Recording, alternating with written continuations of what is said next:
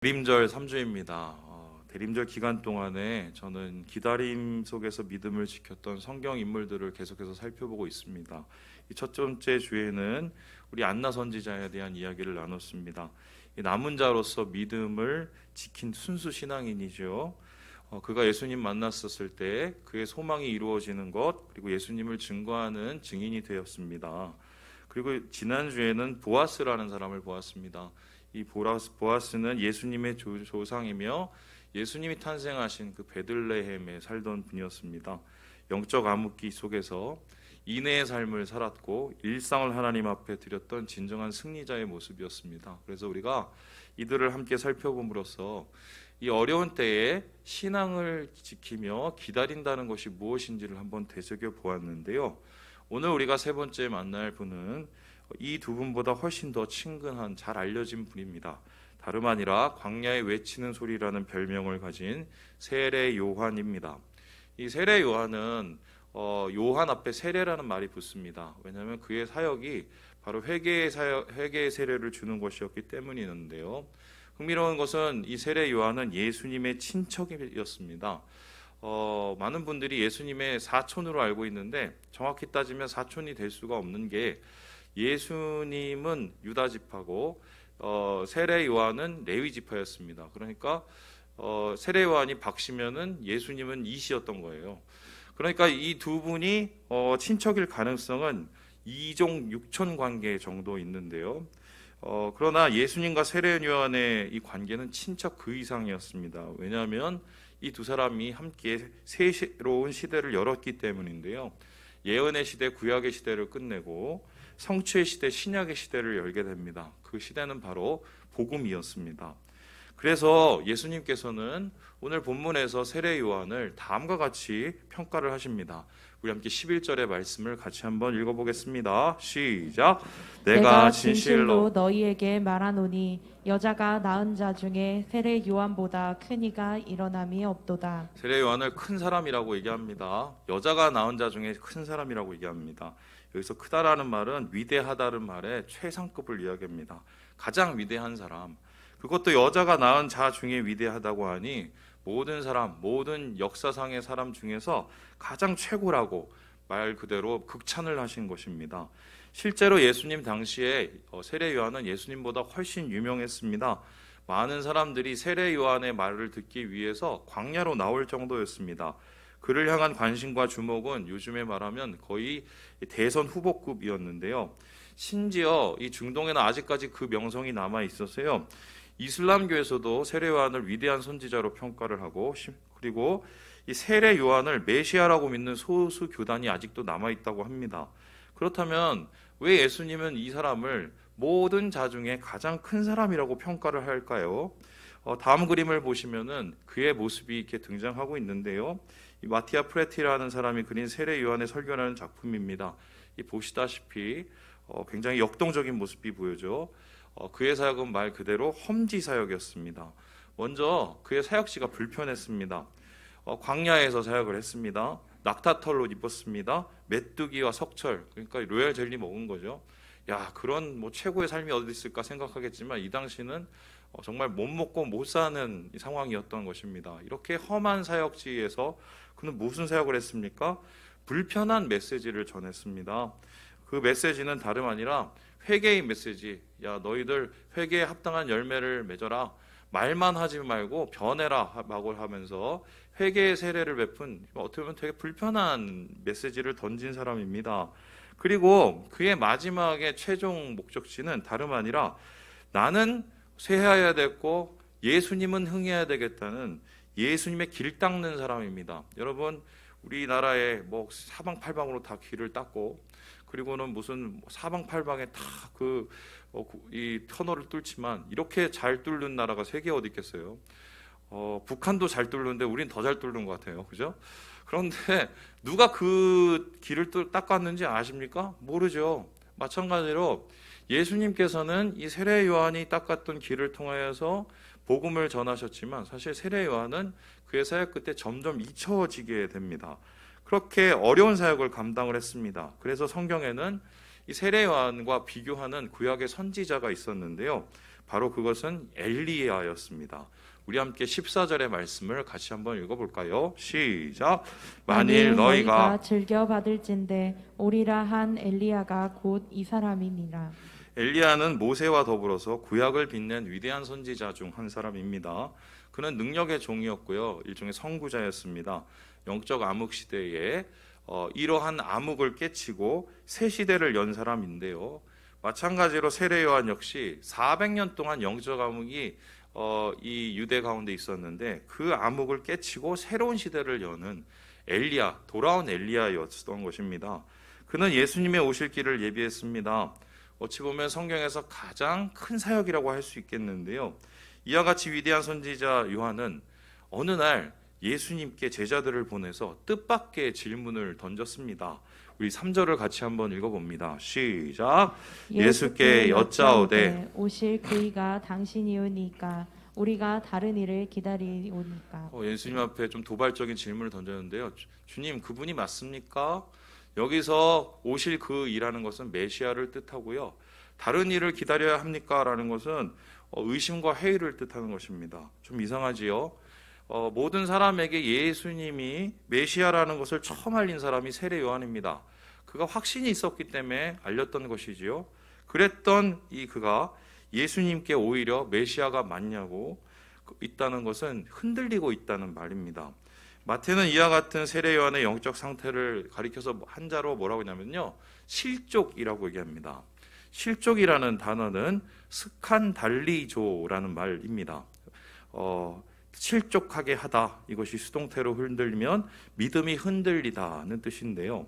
이 세례 요한은 지금 그의 믿음과 삶이 흔들리고 있었습니다. 그의 흔들림은 충격적이었습니다. 그리고 파괴적이었습니다.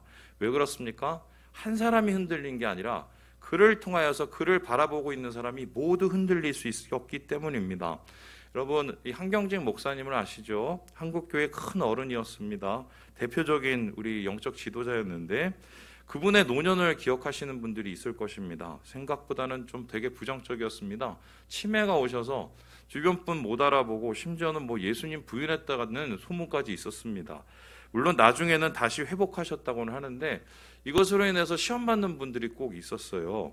이 세례 요한의 경우는 이보다 훨씬 더 충격적이 아니었겠습니까? 그렇다면 이상하지요? 어떻게 그렇게 확신에 찬 그 험지 사역자가 순식간에 실족하게 되어서 흔들릴 수 있었을까? 전후 맥락을 보면 이 세례 요한이 실족한 이유를 세 가지로 정리를 할 수 있습니다. 이 첫 번째는요, 이 상황이 나빴기 때문입니다. 지금까지 광야에서 힘든 상황 속에 살았는데 이제는 그 힘든 것보다 더 어려운 상황을 겪습니다. 헤롯 왕에게 붙잡혀서 그가 감옥에 가게 되는데요. 그가 감옥에 가서 2년 동안 잡혀있던 곳이 바로 이곳이었습니다. 보이시죠? 이 마케루스라는 이 요단 동편에 있는 이 요새에 이 동굴 감옥 어디에 붙잡혀갖고 2년을 살았고요. 그러다가 목숨을 이제 빼앗긴 것이죠. 이런 상황 속에서 그의 마음은 굉장히 초조해 갑니다. 왜냐하면 기다림이 길어졌기 때문입니다. 예수님이 사역을 시작하시면 뭔가 일어날 줄 알았습니다. 그런데 아무 일도 일어나지 않았습니다. 그러면은 마음속에서 질문이 듭니다. 언제까지 기다려야 되지? 내가 여태까지 기다리면 되는 줄 알았는데, 그런데 조금씩 그에게 죽음의 그림자가 다가오니 더 초조할 수밖에 없었던 것입니다. 그런데 이렇게 아무리 힘들고 어려운 고난일지라도 의미가 있다면 버틸 수 있지 않습니까? 심지어 그는 이미 죽을 각오를 하고 있었기 때문에 그 의미, 하나님이 주신 사명의 의미만 있다면 견뎌낼 자신이 있었을 것입니다. 그런데 사람들을 통해서 들은 예수님의 모습은 전혀 기대와는 다른 모습이었습니다. 그는 예수님에 대한 모습이 있었는데 그것과 다른 모습을 예수님이 계속 보여주고 있었던 것입니다. 그렇다면 세례 요한이 바랬던 예수님의 모습은 어떤 것이었을까요? 이에 대해서 저희 이 스승이신 정우택 교수님께서 작고하셨어요. 네, 마태복음 주석에서 다음과 같이 기록을 하고 있습니다. 우리 같이 한번 읽어보지요. 시작. 요한의 의심은 그가 가지고 있던 메시아상과 예수님의 일이 일치하지 않은 데서 비롯된 것으로 보인다. 유대인들은 정치적 메시아를 기다렸다. 요한은 심판하실 메시아를 선포했다. 그러나 예수님으로 오신 그리스도가 하신 일은 이런 것과는 거리가 멀었다. 세례 요한이 이 회개를 요구한 이유는 너희 그러다가 심판당한다.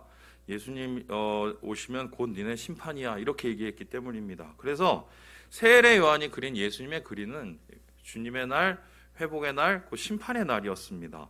그렇다면 그 심판을 가장 먼저 받아야 될 대상은 누구였을까요? 첫째로는 로마죠. 우리로 따지면 일본입니다.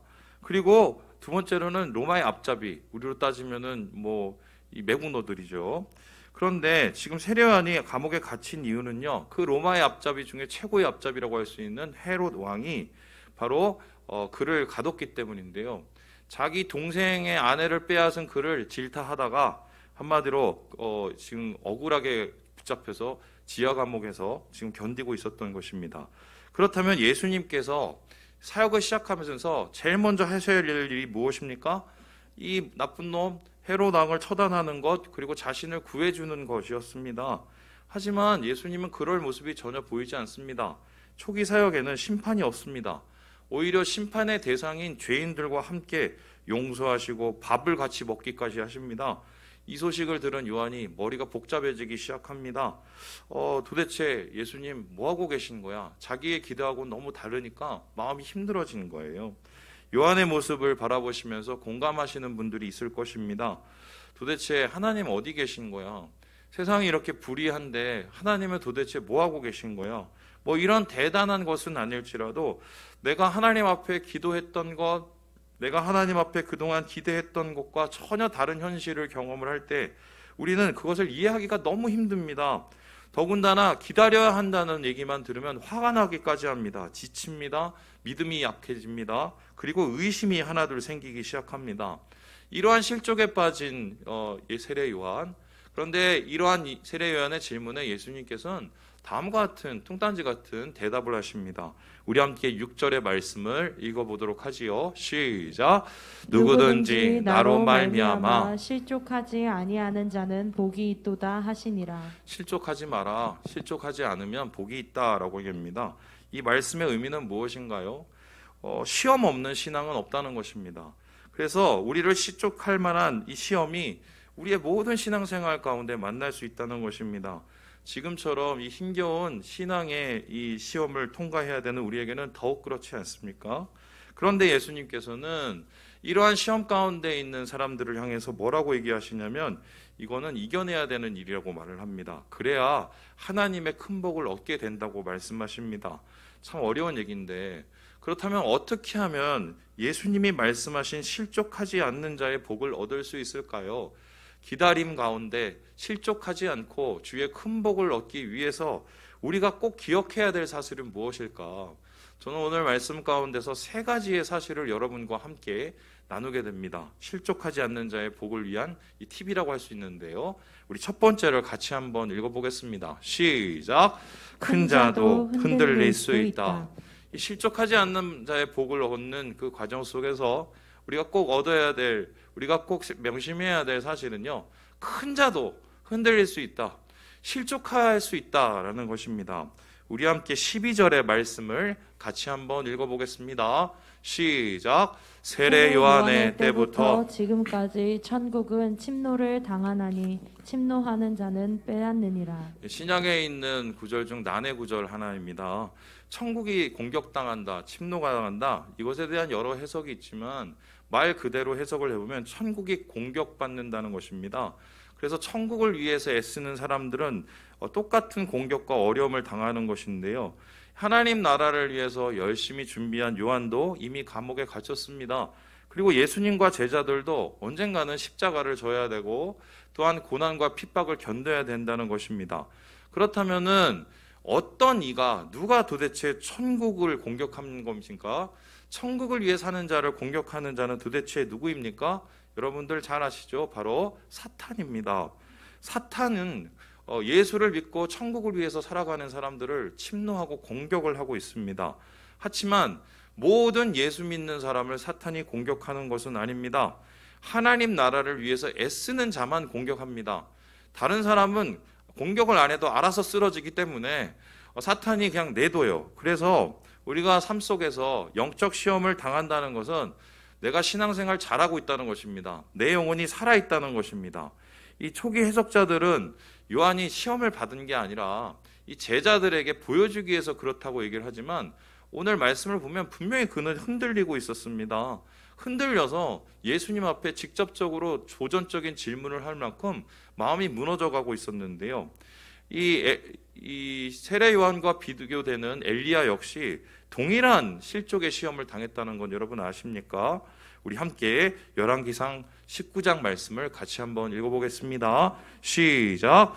그가 이 형편을 보고 일어나 자기의 생명을 위해 도망하여 유다에 속한 브엘세바에 이르러 자기의 사환을 그곳에 머물게 하고. 엘리야가 위대한 이유는 아무도 믿지 않은 그대 혼자 하나님을 믿는 믿음의 신앙을 보였다는 것입니다. 우상과 이방신이 가득하던 시대에 하나님 나라를 위해서 쌓았고요, 이겼고요, 그리고 그 이후 곧 쓰러지게 됩니다. 그냥 말 한마디였습니다. 이세벨이 죽이겠다는 그 말 한마디에 너무 쉽게 무너져 버립니다. 이상하지 않습니까? 어떻게 이렇게 용감한 자, 위대한 자가 무너질 수 있을까? 위대한 선지자 엘리야도, 큰 사람 세례 요한도 무너진 이유는 도대체 무엇일까? 생각해보면 의외로 간단합니다. 사람이기 때문이에요. 하나님이 아니기 때문입니다. 이 세상에서 하나님이 아니기 때문에 시험이 오면 넘어지지 끝까지 버틸 수 있는 사람은 없습니다. 왜인가요? 우리는요, 흙으로 만든 존재이고요, 연약한 그릇입니다. 깨어질 수 있습니다. 그래서 바울은요, 모든 신앙인을 향하여서 뭐라고 얘기했냐면 선줄로 생각한 자 넘어질까 조심하라고 얘기했습니다. 바로 우리는 언제든 넘어질 수 있는 그런 연약한 존재들이에요. 여러분, 목사님들요, 갑자기 쓰러지고 넘어지고 신앙적으로 모범을 보이지 못하는 이유가 뭔지 아세요? 저는 그 이유를 잘 압니다. 왜 잘 알까요? 제가 목사라서 그런데요. 목사의 가장 큰 착각이 있어요. 뭔지 아세요? 내 설교가 내 신앙이라고 생각합니다. 내가 지금 여러분에게 말씀드리는 이 설교하는 게 내 신앙이라고 생각을 해요. 근데 진짜 내 신앙은 언제냐면 설교 마치고 그 다음부터예요. 일주일에 살아가는 삶을 살면서예요. 여러분, 권사님들, 장로님들, 또 집사님들도 마찬가지죠. 교회에 와서 헌신하고 생활하는 게 여러분 신앙이라고 생각하시면 안 됩니다. 진짜 신앙은 그 다음이에요. 집에서, 삶터에서 어떻게 내가 살아가고 있고 버티고 있냐가 그게 신앙이라고 할 수 있는데요. 그러니 시험 앞에서는 너무 자만해서도 안 되고 자책해서도 안 됩니다. 큰 자도 넘어질 수 있어요. 겸손이 답이라는 것이죠. 그래서 우리가 시험 앞에서 나도 넘어질 수 있다는 걸 먼저 명심하고 겸손한 마음을 가지는 게 중요합니다.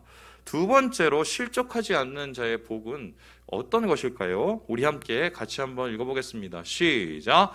믿음의 이유는 하나님이다. 여러분, 큰 자도 실족할 수 있습니다. 그런데 저 같은 자는 어떻겠습니까? 말도 못하겠죠. 그럼에도 불구하고 하나님께서 이 믿는 사람들에게 시험을 허락하신 이유가 무엇일까요? 시험을 통해서 얻는 유익이 있기 때문입니다. 이 유익이라는 것은 뭐냐면 우리의 믿음이 제대로 자라고 제대로 뿌리 내리는 것입니다. 우리 함께 4절의 말씀을 같이 한번 읽어보겠습니다. 시작. 예수께서 대답하여 이르시되 너희가 가서 듣고 보는 것을 요한에게 알리되. 사람이 왜 실족을 당합니까? 어려우니까 당합니다. 눈앞의 것이 어려움이 너무 커 보이기 때문에 실족을 합니다. 그래서 시험을 이기고 영적인 침체에서 탈출하는 방법은 눈을 올려드리는 거예요. 시각을 전환하는 것이 필요합니다. 환경이 아니라 하나님께 집중해야 하는 것입니다. 요한의 경우가 그렇습니다. 예수님 왜 연락이 없지? 내가 풀려날 수 있을까? 풀려날 수 없다면 나는 옳은 일을 했을까? 내 인생은 가치로운 것일까? 이런 고민 끝에 꼬리에 꼬리를 묻는 이 질문이 나중엔 예수님이 메시아는 맞을까? 내가 헛고생을 하는 것 아닐까? 이런 복잡한 생각으로 풀리는 것 아니겠습니까? 이렇게 꼬이고 있는 세례 요한을 향해서 예수님은 뭐라고 얘기하셨냐면요, 제자들을 통해서 듣고 본 것을 전하라고 얘기합니다. 그러니까 한마디로 하나님께 집중하라는 거예요. 말씀에 집중하는 거예요. 우리가 자꾸 시험에서 벗어나지 못하고 더 빠져드는 이유가 말씀에 집중을 안 하고 우리의 생각에 집중하기 때문입니다. 환경에 집중하기 때문입니다. 그래서요, 이런 환경에 집중하고 우리의 생각에 집중하게 되면 끝도 없는 미궁에 빠지게 되는데요. 바로 세례 요한처럼 실족한 엘리야, 그도 비슷한 이 시험과 실족을 당하게 되었습니다. 이러한 그를 하나님께서는 고치시기 위해서 극약의 처분을 하시는데요. 우리 함께 열왕기상 19장 11절 말씀을 읽어보겠습니다. 시작.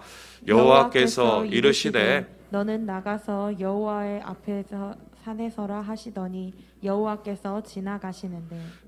여호와 앞에 서라고 얘기하셨어요. 마치 예수님께서 보고 들은 것 전해라, 하나님 봐라, 말씀 봐라, 집중해라 하는 것처럼 엘리야에게 하나님 앞에 서도록 하셨습니다.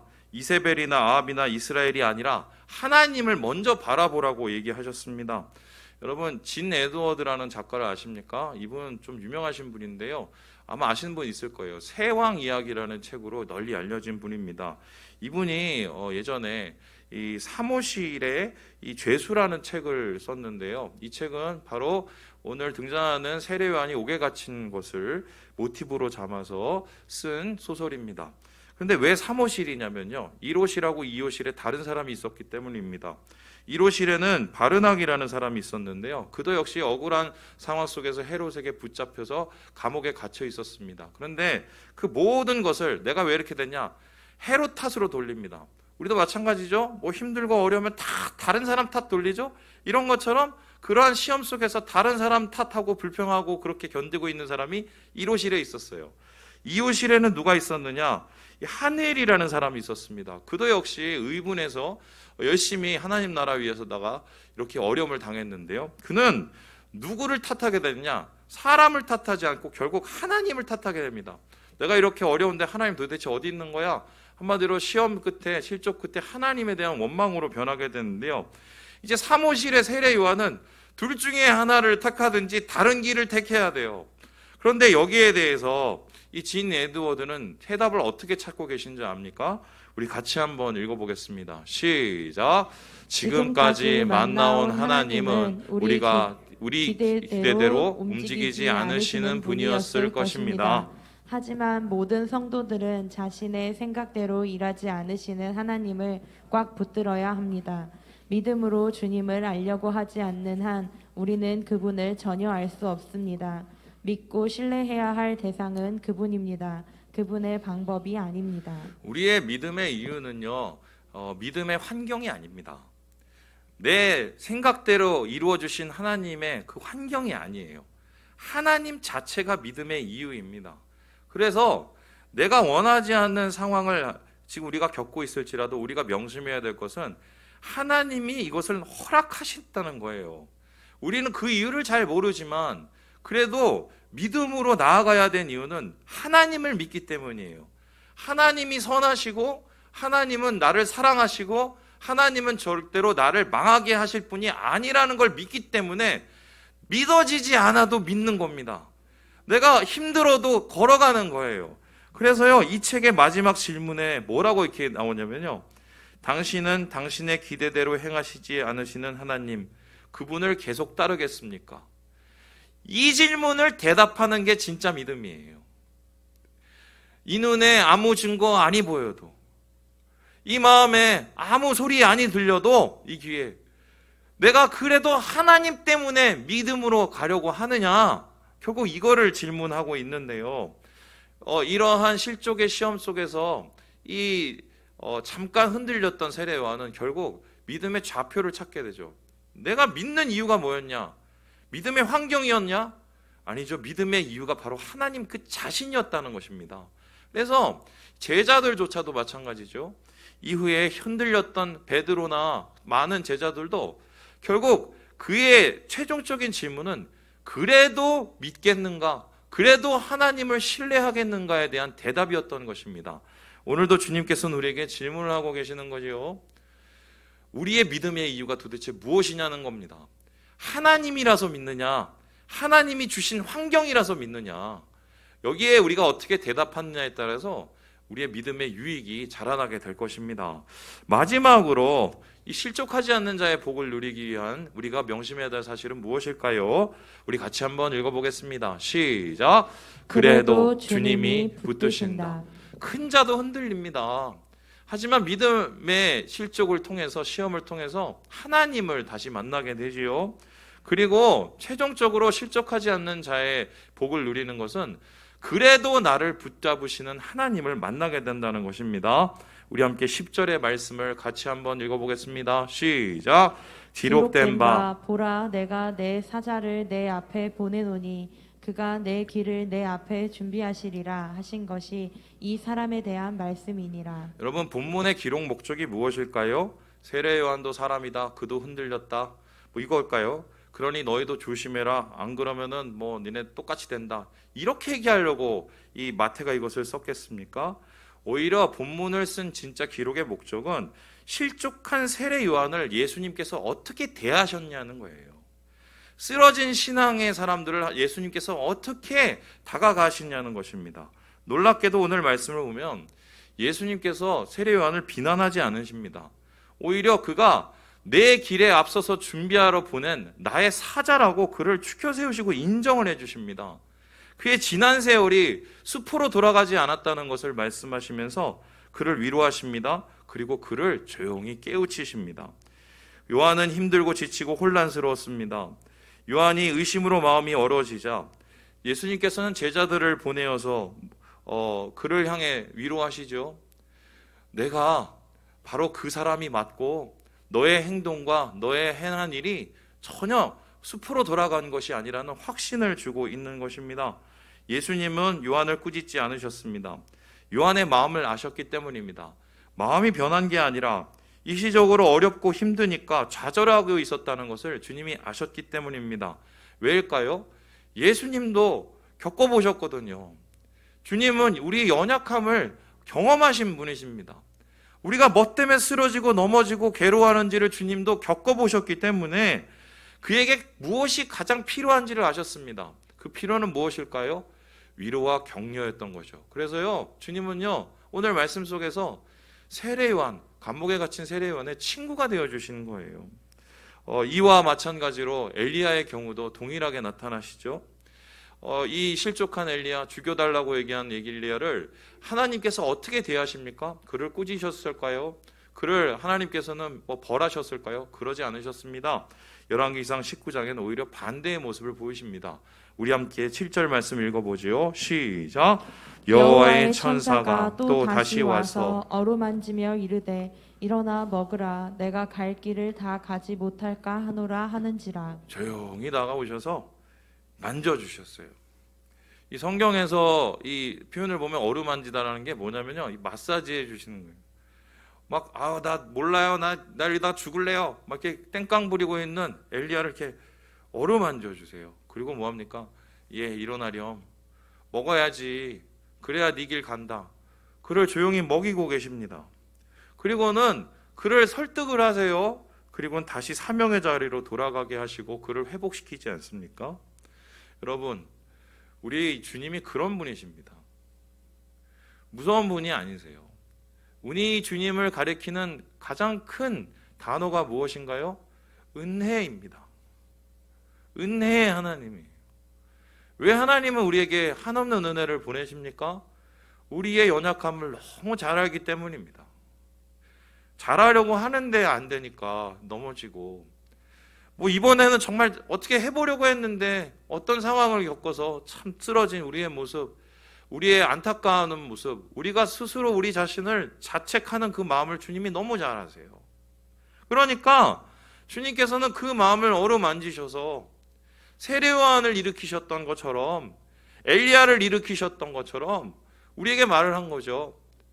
먹어라, 일어나 먹어라, 그리고 네 길을 가라. 주님께서 오늘도 우리에게 이렇게 말씀하고 있는 것입니다. 이 말씀에 대해서 하용준 목사님이 다음과 같은 이야기를 하세요. 우리 같이 한번 읽어볼까요? 시작. 우리는 예수를 잘 믿다가도 어느 순간에 신앙의 침체에 빠질 수 있습니다. 영원히 의심 없이 잘 믿는 사람은 지상에 아무도 없습니다. 하지만 우리가 아무리 의심하고 주님께 등을 돌리고 교회를 떠난다 하더라도 하나님의 긍휼과 사랑은 우리의 의심보다 큽니다. 그렇기 때문에 우리는 다시 주님 품으로 돌아오는 것입니다. 둘째 아들 기다리는 아버지를 생각해 보세요. 잘한 게 있어요? 아들이 잘한 게 하나도 없어요. 굳이 잘한 거라면 돌아온 겁니다. 돌아왔을 때 그 아들이 깨달은 게 뭡니까? 아버지의 사랑이죠. 아버지의 은혜죠. 언제나 거기서 나를 기다리고 계시는 아버지. 그게 우리 하나님 아니신가요? 이 코로나 시기에서 참 많은 것이 무너지고 또 신앙도 무너지고 여러분의 밑바닥을 보신 분들이 있을 겁니다. 저도 적잖이 그랬던 것 같아요. 근데 제가 오늘 이 칼럼에도 여러분과 함께 나눴던 것처럼 제가 이 코로나 시기 속에서 느낀 게 그거예요. 내가 얼마나 작은가. 하지만 주님의 은혜는 얼마나 큰가. 내가 잘해서 살아간 게 아니라 하나님 은혜로 살아갔다는 것을 어느 때보다 크게 느끼고 있어요. 저는 그래서 자신이 있는데요. 정말 주님을 아는 사람, 주님을 믿는 사람, 주님을 경험한 사람은 언젠간 다시 일어납니다. 하나님 필요하기 때문이고요. 하나님 사랑이 크기 때문이에요. 사랑하는 우리 형제 자매 여러분, 시험은 있습니다. 넘어질 수도 있어요. 하지만 거꾸러뜨림을 당하지 않고 망하지 않습니다. 우리 안엔 예수의 사랑이 있기 때문입니다. 주님 안에서 이 은혜를 기억하시고 다시 주님의 은혜로 일어서시고 사명의 자리로, 신앙의 자리로, 주를 사랑하는 자리로 돌아가시는 우리 형제 자매들 되시길 주님의 이름으로 축복합니다.